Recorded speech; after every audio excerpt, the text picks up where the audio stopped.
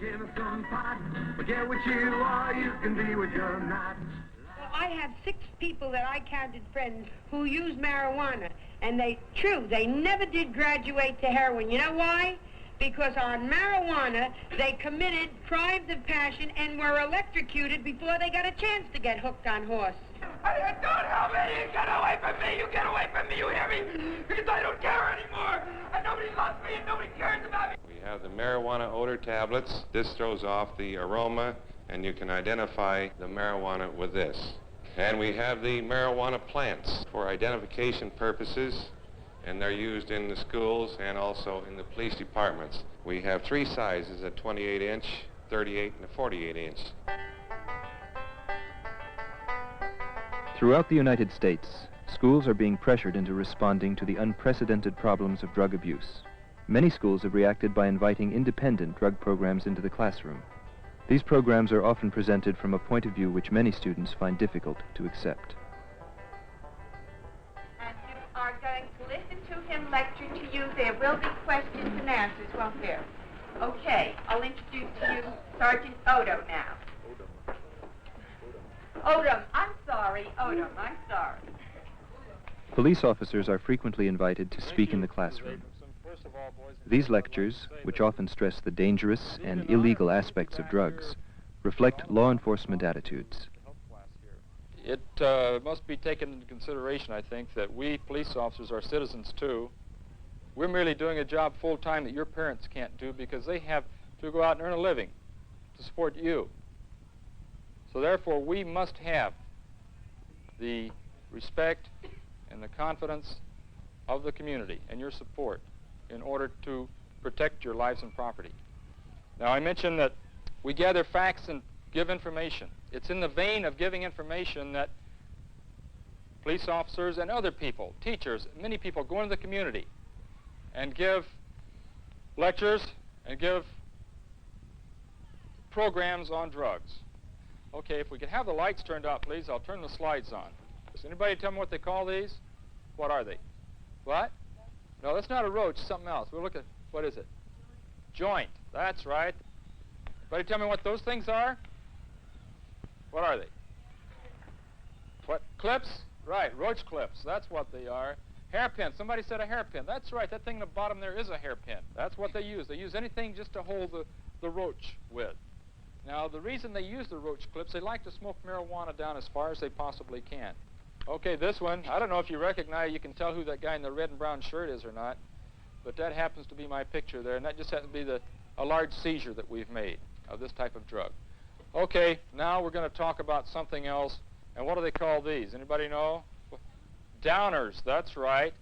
Now, anybody know what a downer is? What's a downer? Something that slows you down. Well, it's something that slows you down. Okay, what is it? Makes you sleep a lot. That's right. This is one of the things they are, the sleeping pills. Now, the blue one. Anybody know what they call those? Blue Heavens and Blue Angels. That's amobarbital. What about the red and blue one? What is it? Rainbow. Rainbow, that's right. Now, when they take the drug, they will look very much like they're asleep. They're drunk. They're intoxicated under alcohol. But the trouble of it is, they can take 1 or 2. Then they might like it. You might like one if you take it. That foot you see there is of a dead person. You see what happened? They burned the complete sole off of his foot, all the skin, because they didn't realize that he was actually under the influence of this drug and was dead at the time that they were burning his foot. They thought they could wake him up. Now, from the opium poppy plant, we get the narcotic drugs that are given to people when they suffer from pain. So you break a leg. Now, this is what they use to prepare their heroin with. You say, well, how do they fix it? Well, they put a little bit of the heroin in a spoon, a little bit of the powder, like the brown powder you saw, into the spoon. Then they place a little water with it. Well, it won't mix up because it's not water soluble, so they have to heat it. They use, like the matches you see here on the screen, they'll use these matches till it gets heated to the way they want it. Then it becomes liquid. Then they will put it in the syringe. They place the cotton in the spoon. Now that cotton is supposed to remove the impurities in it. How come if the doctor prescribes it to you, it helps you, yet when you take it without the doctor's prescription, you get ill and sick and things like that? Now we got to realize that drugs are good. Drugs are not bad. It's what they're used for. Now it's the symptoms of the drugs, which could be the abuse of the drugs. This is a symptom. The drugs themselves are good, and they manufacture these things to be used for good. Unfortunately, there's people that find that they can get different reactions from them, and they abuse them. Now, there's something that we haven't even talked about drugs. The illegal use of drugs are against the law. Now, this is something we all should realize. This is one of the biggest problems, and it could affect you. You're in a group, and somebody takes some pills, and they pass out from the... Don't run. Don't run. Tell the police, if it's the police that come, tell them the type of pills they take. This is why so many young people die from overdoses, because a person will take a bunch of pills, and the group that he was with will get scared and run away. I would think that it would be better for any of us to suffer a little bit of trouble a little later on than for that person to die. I hope that I've answered some of the questions, and I'm going to give you back to the teacher now. We'd like to thank you very much for the help you've given us today. And, drugs. Have a very nice holiday. Please use the back door. Another lecture approach is to use ex-addicts. Gina, a former heroin addict, is able to involve the students in an atmosphere of free exchange by being totally candid about her past. I was a prostitute for about 3 years, and I could not do it unless I was loaded. You understand? Like the periods, like if I cleaned up and I was on the natch, say, and if I needed money, nobody could give me enough money to do something like that. But when I was on heroin, like I told you before, it kind of insulates you so that you don't feel, your true feelings. Things are kind of removed from you. So I'm just here to say, look at me, Yes. When you were 14, did you ever have anyone talk to you like you're talking? The question is, when I was 14, did anybody come around and talk to me like this? Somebody came around to our school and told us the most fantastic stories. They said, never accept an orange from somebody at a football game because it might have dope in it, and if you take one bite, you're hooked forever.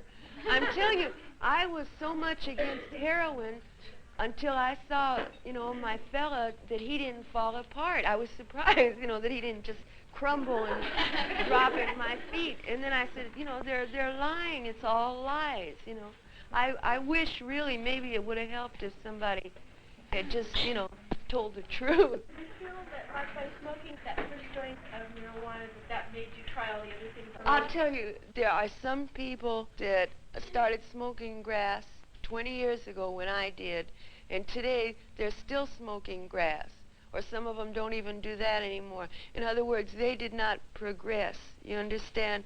But then there's other people like me that maybe have some kind of personality problem, some hang-up, more or less like we're more disposed to using dope. You understand what I'm saying?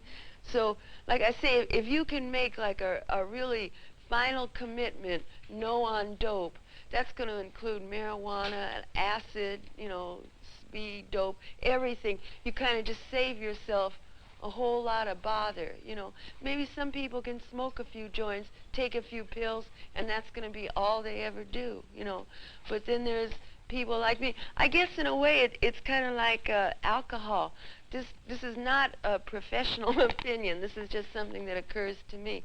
That like, some people can be social drinkers, and other people, gotta jump in the bottle, you see. So it's hard to say. Did I use acid in between? No. I was in between using heroin. I was afraid of acid for a long time because, I had heard that, you'll really dig yourself on acid. You'll take a peep at yourself, and I didn't want to see me. I have since tried acid, and It was very pleasant, but, you know, if I were going to use anything, I'm afraid I'd still go for that snack. Lord have mercy, yes, dear. I was in San Diego this weekend, and there was, some weed down here. And some girl was telling me about, she'd smoked this weed before, and she started hallucinating. Yeah. Like really I've bad, heard like that. just starting there, where like she's having rushes and everything. I was just wondering if you could think of what would be... The only thing I can do is relate it to, like, I know what people do when they make speed or acid. They'll mix strange mixtures into it just so people will get a rush, and think, oh, this is great. Like these girls... Pardon me? Yeah, or have you ever heard of putting strychnine in speed because it gives you a rush? Strychnine's a poison. It's enough to scare me. What else? How about uppers? Are people still cranking it away? And no, it's not like it used to be. I know everybody for a while went to a big speed thing. That was the most prevalent. And downers, I don't know how anybody could even dig a downer. And it's such... Yeah, isn't it an ugly... They're like ugly pills. People get mean and stupid and sloppy. Why are people so dumb? I sure wish I knew. Because it's taken me years and I still don't know. Why? We could no more tell our parents that, like, hey, I've been flipping out or whatever, and I need some help. I mean, I could no more tell my mother to be out cold on the floor if I said something like that. Have you ever really tried to? I mean, I believe you, but my mother has said... The psychiatrists are rented, everybody the full thing. Ready. And that's tough, that is. But you know what? If you really, like, want to save yourself and you really feel uptight, like there are places, call where we are, man. Call and talk to us. As a matter of fact, we're trying right now to try and get like a counseling thing going. Like if somebody really does feel uptight, you call us and just rap on the phone or come down, and me or, one of the fellows or the girls, just talk. Because I know it's important. You got to have somebody. That's okay, thank you. Okay, it's been a pleasure, girls. Like I say, you're all beautiful. Stay that way. Well, thank you very much, baby. I have to go home. Often, private organizations go to the schools offering packaged programs in the hope of deterring drug abuse. Students are encouraged to create local drug clubs with the help of a national representative. Sit down and maintain. You're going to have to talk louder. The reason I am here, I am National Teen Director for the only effective narcotic education and prevention organization in the United States for and by young people. These young people are doing something. This is the now generation, and they're proving it. As we say, those that leave have the disease called apathy. Let them go. The organization was started primarily as a challenge, and the challenge was nothing could be done about the drug problem. We only offer, as a national organization, suggestions. You run the chapter or club. You would have to have a teacher advisor, but they work in an advisory capacity only, not a dictatorship. What you would do at the meetings would be primarily up to you. We have suggested methods, like I said, but the only people that have anything to do with having these suggested methods work would be you. And this is why I'm down here, to give you an idea that there is a program like this. It is available to you if you want to do it. Or like I said before, you can use the excuse called apathy. Apathy is the disease that it can't happen to me, it can't affect me, it's somebody else's problem. Why worry about it? Because I love myself so much I haven't got time. That's uncool. You may not realize it, but we've just played a ball game. I've just passed the ball to every one of you. You can sit there and suck your thumb and drool all over yourself and be a bunch of little snithering idiots, or you can catch it and tuck it under your arm and do something. Get involved. Quit passing the buck. Help your other friends and peers get rid of the problem called drug abuse, so you can go on and have a better and bigger problems to challenge you next time. Yes. Well, don't you think a lot of the students who are really taking drugs are going to think that it's a big best to not come to any of these sessions? You've just got to make sure that word gets around that you're not junior narcs. You're not. You haven't got the training, the ability, or the intelligence. Sharon Lanham certainly is able to get down to the level that these kids understand. She talks their language, does it very effectively. Hardly no kids pay attention. They were just talking to their friends. Well, I think it was enthusiastically received by most of the students that were there. About half the people just walked out and just left. How come? It was just disinteresting to them. It just started getting boring. Despite their efforts, most independent drug programs lack genuine student interest. Others have found that a successful approach depends on the initiative of the students themselves. In a 3-day seminar at a rehabilitation center, high school students met with ex-addicts to discuss drug abuse, current programs, and possible alternatives.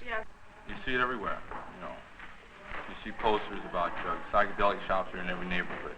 And they're advocating the use of drugs. Now, how do you see it? Now, I've told you that it does create a problem. Now, what problem do you see through the use of drugs? Can you have that much foresight? Well, we've already got the problem. We're stuck with it. We've got to find some solution at this point. Some program that we can set up at our schools. Yeah. Does everyone agree with that? Yeah, because, like, you have your own program here, and it's fine, but, like, you're really, you were addicted to, like, heroin and everything, but people at school, like, they're on pills, and they're just starting. And, you have to catch this thing before they get there. And you have to make sure that any presentation that's made is always factual. Because, you just start telling people, if you say, like, well, marijuana definitely leads to heroin, then you've turned off 90% of the people right there, and they don't give a crap what else you're going to say. I've seen it, on TV. I've read it so many times, speed kills and all of that. The pictures of the men, with their arms all, needle marks. But I'm still interested in it. When you see these pamphlets put out by the police department, your child at this very moment may be on the brink of a whirlpool of death, insanity. And parents read this type of shit, and that's all that it is. Because but it's just, you can't tell me that from smoking marijuana, that it's a whirlpool of death that you're going to be sucked in. It's put in such a melodramatic way that people can't look at things objectively. I feel that any effort to combat the use of drugs is good. Now, it's not going to reach everybody, but nothing is going to reach everybody. It takes different methods, different techniques to reach people. Basically, you've said that if you needed someone to set you straight, when you're maybe eating downers or smoking weed. And I think what we need is people in there who are willing to talk, not willing to talk, we're willing to listen. The room which we have established here, which has become known as the RAP room, was developed as a growing awareness last year that the drug problem here on our campus was not yielding to the usual counseling methods or educational methods traditionally carried out. We tried to develop a concept of some sort of a way in which we could help these young people, and the room grew out of this. When I went into the counseling office once to discuss a problem I had, the next day later, my parents found out about it. I go in there and talk, and the counselor said, Danny has a problem, it's got to be straightened out. And I didn't want my people to find out just yet, I wanted to get, rap about it and see what I could do myself. You came here because you thought you had a problem, didn't you? Yeah. I didn't know what the problem was exactly, but I've realized what it is now. What is it? Well, it was like drugs were a big ego trip for me, because I'd always been hanging around with people that were older than me. Like, they were doing it in order to prove to them I was just as good as they were, if not better. I had to use just as much drugs as they did, if not more. And so I did it. I've been doing it for quite a while. Well, what are you trying to do, for one thing? I'm trying to get my friends to put down on drugs, too, because I know... For yourself, for myself? Well, that's what I'm doing. It's for myself, because my friends quit. It makes it just that much easier for me to quit. In other words, you're just trying When it became known around the school that we were even considering setting up a room like this, that we were recognizing the severity of the drug problem with some of our young people, I found a lot of the drug users, the heads, saying hello.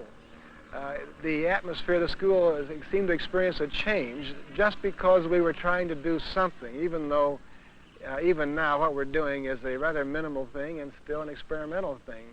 But I believe it did have a positive effect upon the total feeling in the school. We live in kind of a state of truce, you know. That's what the best you can do with kids that are in this situation. But there's no use bad mouthing, there's no use raising hell with them, there's no use pretend they don't belong. They're all citizens of the United States. They aren't going to be sent to Devil's Island. They're going to become citizens one way or another. And the best we can do is help them get into a mood to get out of this thing, you know.